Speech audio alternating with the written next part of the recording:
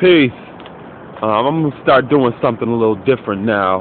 I usually get a lot of messages and correspondences from people just asking me different questions, and I appreciate that, and I want all of you to continue doing that. And I'm going to start taking, an opportunity to address some of these questions and concerns personally.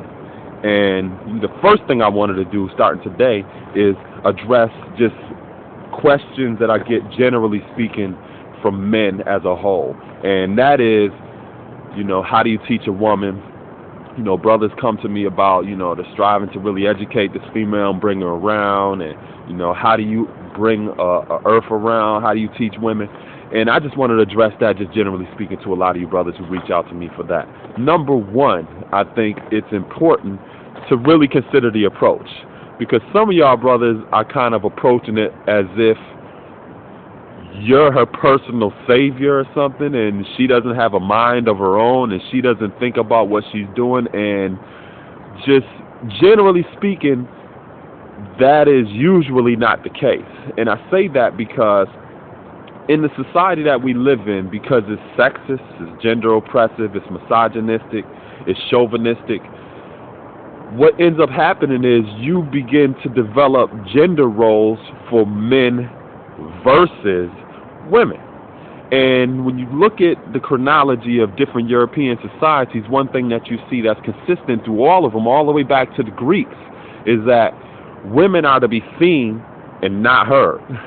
And this is something that has been consistent over the generations of Caucasians, and obviously America being the outgrowth of the old world into the new world, you have a lot of those same type of considerations, for lack of a better word, perspectives that are the underlining thought process of the way that relationships are defined today.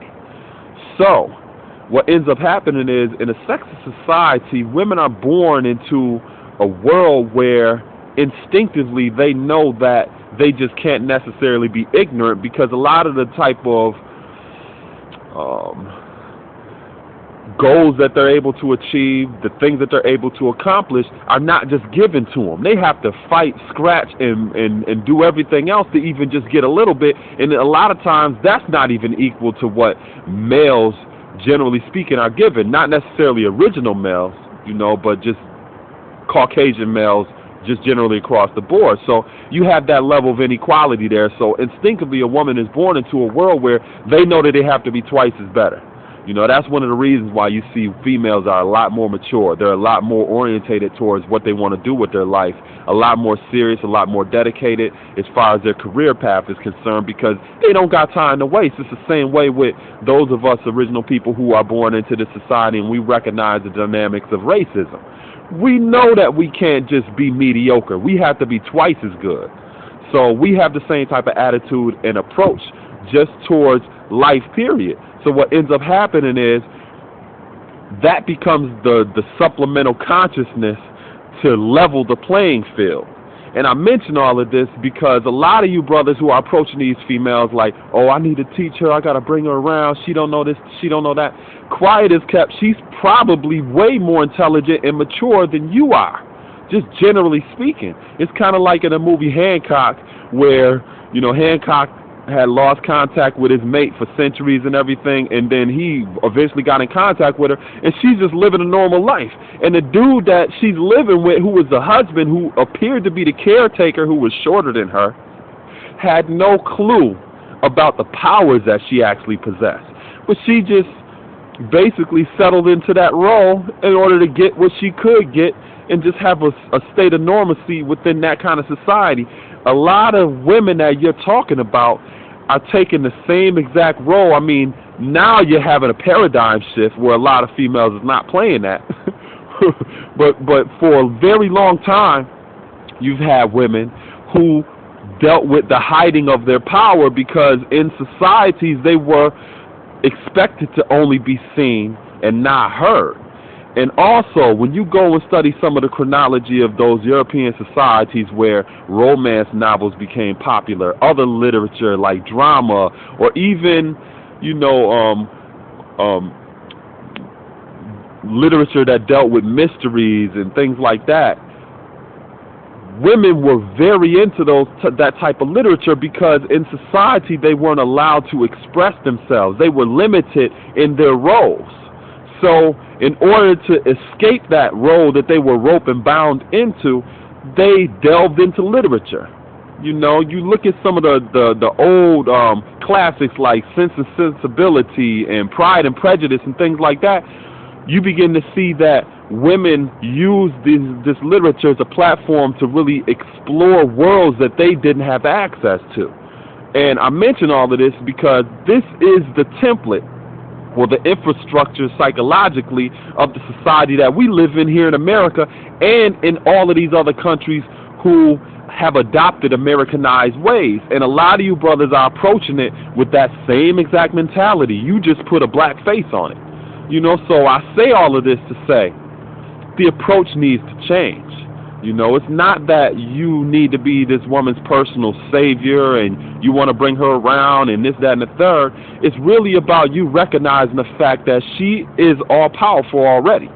She is already intelligent to make her own decisions for herself the same way you've made decisions for yourself to take on this culture or this form of consciousness that you see as uplifting and empowering. She deserves the same respect and right to choose for herself, so we can't be trespassing against her. You know, we can't approach her like, oh, you need to do this and I'm going to bring you the light and all this other stuff. Let her be the determining factor. Let her choose and decide whether or not you have light or not.